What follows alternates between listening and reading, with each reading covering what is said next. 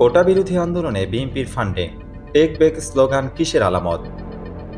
সরকারি চাকরিতে কোটা ব্যবস্থা বাতিল করে 2018 সালে সরকারের জারি করা পরিপত্র পুনর্বহালের দাবি আদায়ে শিক্ষার্থী ও চাকরি প্রত্যাশীদের বাংলা ব্লকেট কর্মসূচি চলছে। বৈষম্য বিরোধী ছাত্র আন্দোলন ব্যানারে কর্মসূচি শুরু হয়। কোটা প্রত্যাহার না হওয়া পর্যন্ত এই আন্দোলন চালিয়ে যাওয়ার ঘোষণা দিয়েছেন তারা। আন্দোলনের পঞ্চমতম দিনে বিএনপির সমর্থন জানিয়ে দলটির মহাসচিব মির্জা ফখরুল ইসলাম আলমগীর বলেন, এই আন্দোলনকে আমরা যৌক্তিক মনে করি। ছেলেদের যে দাবি সেটা আমরা সমর্থন করি। এটাকে অযৌক্তিক বলার কোনো কারণ নেই।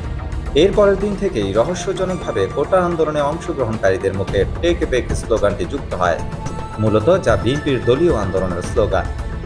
রাজনৈতিক বিশ্লেষকরা বলছেন, এই স্লোগানই প্রমাণ করে এই কোটা আন্দোলনের উপর ভর করে রাজনৈতিক ফায়দা লুটার ষড়যন্ত্রে লিপ্ত বিএনপি।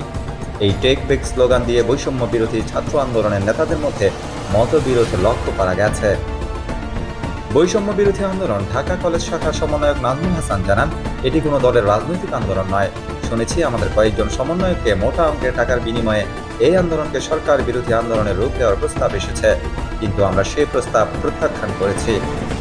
খোঁজ নিয়ে জানা গেছে, এই আন্দোলনের ছদ্মাবরণে মাঠে নেমেছে সরকার বিরোধী শক্তি। আন্দোলনে আর্থিক সহযোগিতা করছে বিএনপি জামায়াত। ছাত্রদল ও শিবিরকে পেছন থেকে সাংগঠনিক শক্তি দিতে নির্দেশ দেওয়া হয়েছে। তাদের উদ্দেশ্য কোটা আন্দোলনকে সরকার বিরোধী আন্দোলনে নিয়ে যাওয়া, সাধারণ মানুষকে জিম্মি করে সরকারকে বেকায়দায় ফেলা। রাজনৈতিক বিশ্লেষকরা বলছেন, কোটা পুনর্বহালের রায় স্থগিত করেছে মহামান্য আদালত। প্রতিবাদকারীদের কোনো বক্তব্য থাকলে তা লিখিত আকারে জমা দিতে বলেছেন প্রধান বিচারপতি। আন্দোলন ও জনদুর্ভোগ বাড়ানোর আর যৌক্তিক কোনো কারণ থাকলো না। এরপরও যদি এই আন্দোলন চলে, তাহলে বুঝতে হবে বিএনপি জামাত এর কলকাঠি নাড়ছে।